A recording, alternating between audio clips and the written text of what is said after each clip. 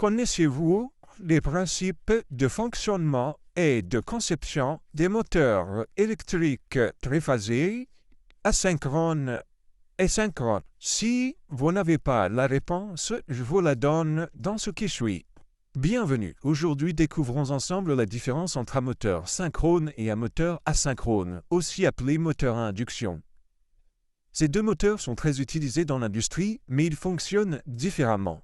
Leur distinction principale repose sur la vitesse de rotation du rotor par rapport au champ magnétique tournant.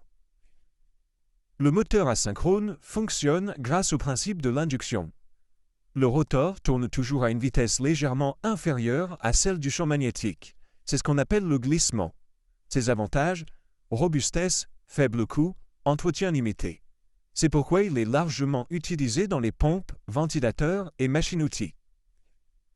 Le moteur synchrone, lui, tourne exactement à la même vitesse que le champ magnétique. Son rotor est alimenté par un courant continu ou équipé d'aimants permanents.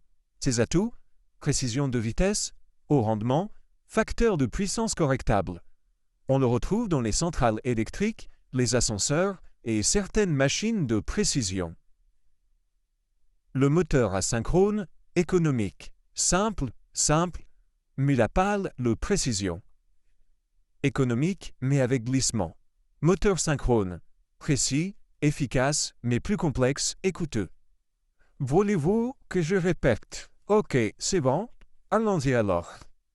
Bienvenue. Aujourd'hui, découvrons ensemble la différence entre un moteur synchrone et un moteur asynchrone, aussi appelé moteur à induction. Ces deux moteurs sont très utilisés dans l'industrie, mais ils fonctionnent différemment. Leur distinction principale repose sur la vitesse de rotation du rotor par rapport au champ magnétique tournant. Le moteur asynchrone fonctionne grâce au principe de l'induction. Le rotor tourne toujours à une vitesse légèrement inférieure à celle du champ magnétique. C'est ce qu'on appelle le glissement.